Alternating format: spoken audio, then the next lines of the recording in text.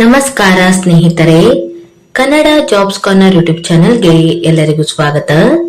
Indian post ನಲ್ಲಿ ವಿವಿಧ ಹುದ್ದೆಗಳ ನೇಮಕಾತಿಗೆ ಸಂಬಂಧಪಟ್ಟಂತೆ ಅರ್ಜಿಗಳನ್ನು ಆಹ್ವಾನಿಸಲಾಗಿರುವಂತದ್ದು. ಇನ್ನು ಯಾವ್ಯಾವ ಹುದ್ದೆಗಳಿವೆ, ಎಷ್ಟೆಷ್ಟು ಹುದ್ದೆಗಳು ಖಾಲಿ ಇರುವಂತದ್ದು, ಏಜ್ ಲಿಮಿಟ್, ಎಜುಕೇಶನಲ್ ಕ್ವಾಲಿಫಿಕೇಶನ್ ಹಾಗೂ ಸೆಲೆಕ್ಷನ್ ಪ್ರೊಸೀಜರ್ ಬಗ್ಗೆ ಈ ಒಂದು ವಿಡಿಯೋದಲ್ಲಿ ಮುಂದೆ ನೋಡ್ತಾ ಹೋಗೋಣ. ನಮ್ಮ ಚಾನೆಲ್ ಅನ್ನು ಯಾರಾದ್ರೂ ಹೊಸದಾಗಿ ನೋಡ್ತಾ ಇದ್ರೆ ಸಬ್ಸ್ಕ್ರೈಬ್ ಮಾಡಿ ಹಾಗೂ ಪಕ್ಕದಲ್ಲೇ ಇರುವಂತಹ ಬೆಲ್ ಬಟನ್ ಅನ್ನು ಕ್ಲಿಕ್ ಮಾಡಿ. ಇಂಡಿಯನ್ ಪೋಸ್ಟ್ ನಲ್ಲಿ ಗ್ರಾಮೀಣ ಡಾಕ್ ಸೇವಕ್ ಹುದ್ದೆಗಳ ಒಂದು ನೇಮಕಾತಿಗೆ ಸಂಬಂಧಪಟ್ಟಂತೆ ಅರ್ಜಿಗಳನ್ನು ಆಹ್ವಾನಿಸಲಾಗಿರುವಂತದ್ದು. ಇನ್ನು ಅಭ್ಯರ್ಥಿಗಳು ಈ ಎಲ್ಲಾ ಹುದ್ದೆಗಳಿಗೆ ಆನ್ಲೈನ್ ಮೂಲಕ ಅರ್ಜಿಯನ್ನ ಸಲ್ಲಿಸಬೇಕಾಗಿರುವಂತದ್ದು. ಇನ್ನು ಅಭ್ಯರ್ಥಿಗಳಿಗೆ ಅರ್ಜಿಯನ್ನು ಸಲ್ಲಿಸಲು ವೆಬ್ಸೈಟ್ ವಿಳಾಸವನ್ನು ಸಹ ನೀಡಿರುವಂತದ್ದು. indiapost.gov.in ಈ ಒಂದು ವೆಬ್ಸೈಟ್ ಮೂಲಕ ಅಭ್ಯರ್ಥಿಗಳು ಆನ್ಲೈನ್ ಮೂಲಕ ಅರ್ಜಿಯನ್ನ ಸಲ್ಲಿಸಬೇಕಾಗಿರುವಂತದ್ದು. ಇನ್ನು ಅರ್ಜಿಯನ್ನ ಸಲ್ಲಿಸಲು ಪ್ರಾರಂಭ ದಿನಾಂಕವನ್ನ ನೋಡೋದಾದ್ರೆ ಅಭ್ಯರ್ಥಿಗಳು ಜನವರಿ 31ರಿಂದ ಫೆಬ್ರವರಿ 14ರ ಒಳಗೆ ರಿಜಿಸ್ಟ್ರೇಷನ್ ಅನ್ನ ಮಾಡಿಕೊಳ್ಳಬೇಕು. ಅಭ್ಯರ್ಥಿಗಳು ಆನ್ಲೈನ್ ಅಪ್ಲಿಕೇಶನ್ ಅನ್ನ ಸಬ್ಮಿಷನ್ ಮಾಡಲು ಹಾಗೂ ಫೀ ಪೇಮೆಂಟ್ ಮಾಡುವ ದಿನಾಂಕವನ್ನ ನೋಡೋದಾದ್ರೆ ಫೆಬ್ರವರಿ 2ರಿಂದ ಫೆಬ್ರವರಿ 16ರ ಒಳಗೆ ಅಭ್ಯರ್ಥಿಗಳು ಅರ್ಜಿಯನ್ನು ಸಲ್ಲಿಸಬಹುದಾಗಿರುತ್ತದೆ. ಇನ್ನು ಅಭ್ಯರ್ಥಿಗಳು ತಮ್ಮ ಒಂದು ಅರ್ಜಿಯಲ್ಲಿ ಏನಾದರೂ ಕರೆಕ್ಷನ್ ಮಾಡಿಕೊಳ್ಳಲು ದಿನಾಂಕವನ್ನು ಸಹ ನೀಡಿರುವಂತದ್ದು. ಫೆಬ್ರವರಿ 18ರಿಂದ ಫೆಬ್ರವರಿ 19ರ ಒಳಗೆ ಅಭ್ಯರ್ಥಿಗಳು ತಮ್ಮ ಒಂದು ಅರ್ಜಿ ಫಾರ್ಮ್ ನಲ್ಲಿ ಏನಾದರೂ ತಪ್ಪಾಗಿದ್ದರೆ ಕರೆಕ್ಷನ್ ಮಾಡಿಕೊಳ್ಳಬಹುದಾಗಿರುತ್ತದೆ. ಇನ್ನು ಆಯಾ ಹುದ್ದೆಗಳಿಗೆ ಸಂಬಂಧಪಟ್ಟಂತೆ ಜಾಬ್ ಪ್ರೊಫೈಲ್ ಬಗ್ಗೆಯೂ ಸಹ ಇಲ್ಲಿ ಮಾಹಿತಿಯನ್ನ ನೀಡಲಾಗಿರುವಂತದ್ದು. Branch post master, assistant branch post master ಹಾಗೂ ಡಾಕ್ ಸೇವಕ್ ಹುದ್ದೆಗಳಿಗೆ ಸಂಬಂಧಪಟ್ಟಂತೆ ಇಲ್ಲಿ ಜಾಬ್ ಪ್ರೊಫೈಲ್ ಬಗ್ಗೆ ಮಾಹಿತಿಯನ್ನ ನೀಡಲಾಗಿರುವಂತದ್ದು. ಇನ್ನು ವೇತನ ಶ್ರೇಣಿಯ ಬಗ್ಗೆ ನೋಡೋದಾದ್ರೆ ಮೊದಲನೇದಾಗಿ ಬ್ರಾಂಚ್ ಪೋಸ್ಟ್ ಮಾಸ್ಟರ್ ಈ ಒಂದು ಹುದ್ದೆಗಳಿಗೆ ನೋಡ್ತಾ ಹೋಗೋದಾದ್ರೆ ಈ ಹುದ್ದೆಗಳಿಗೆ ಆಯ್ಕೆಯಾದಂತಹ ಅಭ್ಯರ್ಥಿಗಳಿಗೆ ಪ್ರತಿ ತಿಂಗಳು 12,000ದಿಂದ 29,380ರವರೆಗೆ ವೇತನವನ್ನು ನೀಡಲಾಗುವಂತದ್ದು. ಇನ್ನು ಅಸಿಸ್ಟೆಂಟ್ ಬ್ರಾಂಚ್ ಪೋಸ್ಟ್ ಮಾಸ್ಟರ್ ಅಥವಾ ಡಾಕ್ ಸೇವಕ್ ಹುದ್ದೆಗಳಿಗೆ ನೋಡೋದಾದ್ರೆ 10,000ದಿಂದ 24,470ರವರೆಗೆ ವೇತನವನ್ನ ನೀಡಲಾಗುತ್ತದೆ. ಹಾಗೂ ಇದರ ಜೊತೆಗೆ ಅದರ್ ಅಲೋವೆನ್ಸಸ್ ಸಹ ಇರುವಂತದ್ದು. ಇನ್ನು ಏಜ್ ಲಿಮಿಟ್ ಬಗ್ಗೆ ನೋಡ್ತಾ ಹೋಗೋದಾದ್ರೆ 18ರಿಂದ 40 ವರ್ಷದ ಒಳಗಿನ ಎಲ್ಲಾ ಅಭ್ಯರ್ಥಿಗಳು ಅರ್ಜಿಯನ್ನು ಸಲ್ಲಿಸಬಹುದು.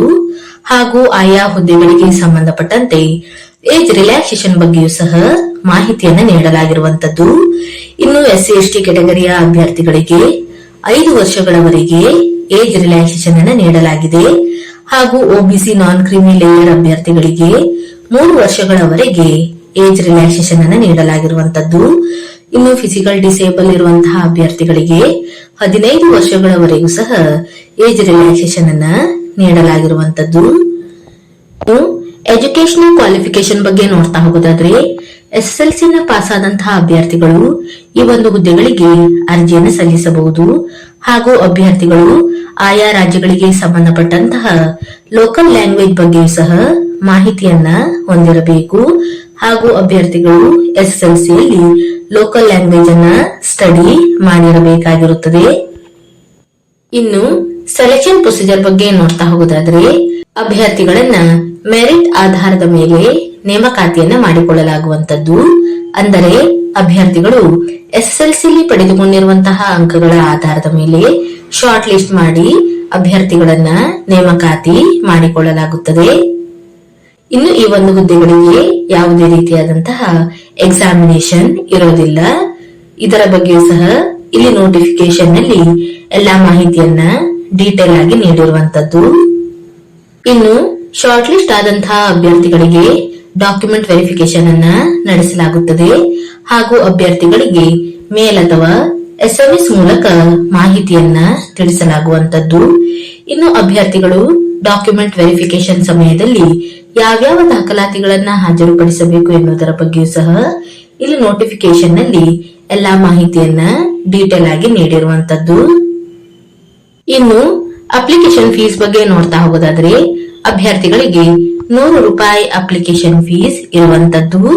ಇನ್ನು SC ST ಮಹಿಳಾ ಅಭ್ಯರ್ಥಿಗಳು ಮತ್ತು ಫಿಸಿಕಲ್ ಡಿಸೇಬಲ್ ಇರುವಂತಹ ಅಭ್ಯರ್ಥಿಗಳು ಹಾಗೂ ಟ್ರಾನ್ಸ್ ವುಮೆನ್ ಅಭ್ಯರ್ಥಿಗಳಿಗೆ ಯಾವುದೇ ರೀತಿಯಾದಂತಹ ಅಪ್ಲಿಕೇಶನ್ ಫೀಸ್ ಇರೋದಿಲ್ಲ.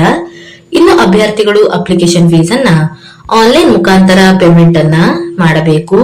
ಅಂದರೆ debit card, credit card, internet banking, IMPS ಹೀಗೆ ಆನ್ಲೈನ್ ಮುಖಾಂತರ ಅಪ್ಲಿಕೇಶನ್ ಫೀಸ್ ಅನ್ನ ಪೇಮೆಂಟ್ ಮಾಡಬೇಕಾಗಿರುತ್ತದೆ. ಇನ್ನು ಆಯಾ ರಾಜ್ಯಗಳಿಗೆ ಸಂಬಂಧಪಟ್ಟಂತೆ ಲೋಕಲ್ ಲ್ಯಾಂಗ್ವೇಜ್ ಗಳ ಬಗ್ಗೆ ಇಲ್ಲಿ ನೋಟಿಫಿಕೇಶನ್ ಅಲ್ಲಿ ಎಲ್ಲಾ ಮಾಹಿತಿಯನ್ನ ಡೀಟೇಲ್ ಆಗಿ ನೀಡಿರುವಂತದ್ದು. ಇನ್ನು ನಮ್ಮ ಕರ್ನಾಟಕದ ಅಭ್ಯರ್ಥಿಗಳಿಗೆ ಕನ್ನಡ ಲೋಕಲ್ ಲ್ಯಾಂಗ್ವೇಜ್ ಆಗಿರುವಂತದ್ದು. ಇನ್ನುಳಿದಂತೆ ಆಯಾ ರಾಜ್ಯಗಳಿಗೆ ಸಂಬಂಧಪಟ್ಟಂತಹ ಲೋಕಲ್ ಲ್ಯಾಂಗ್ವೇಜ್ ಬಗ್ಗೆ ಇಲ್ಲಿ ಮಾಹಿತಿಯನ್ನ ನೀಡಲಾಗಿದೆ. ಇನ್ನು ಆಸಕ್ತ ಮತ್ತು ಅರ್ಹ ಅಭ್ಯರ್ಥಿಗಳು ಈ ಒಂದು ಹುದ್ದೆಗಳಿಗೆ ಅರ್ಜಿಯನ್ನ ಸಲ್ಲಿಸಬಹುದು. ಇವಿಷ್ಟು ಇಂಡಿಯನ್ ಪೋಸ್ಟ್ ನಲ್ಲಿ ಕರೆಯಲಾದಂತಹ ವಿವಿಧ ಹುದ್ದೆಗಳ ನೇಮಕಾತಿಗೆ ಸಂಬಂಧಪಟ್ಟಂತಹ ಮಾಹಿತಿಯಾಗಿರುತ್ತದೆ. ಈ ಒಂದು ವಿಡಿಯೋ ನಿಮಗೆ ಇಷ್ಟವಾಗಿದ್ದಲ್ಲಿ ಒಂದು ಲೈಕ್ ಮಾಡಿ, ಶೇರ್ ಮಾಡಿ ಹಾಗೂ ಸಬ್ಸ್ಕ್ರೈಬ್ ಮಾಡಿ. ಜೊತೆಗೆ ಪಕ್ಕದಲ್ಲಿ ಇರುವಂತಹ ಬೆಲ್ ಬಟನ್ ಅನ್ನು ಕ್ಲಿಕ್ ಮಾಡಿ.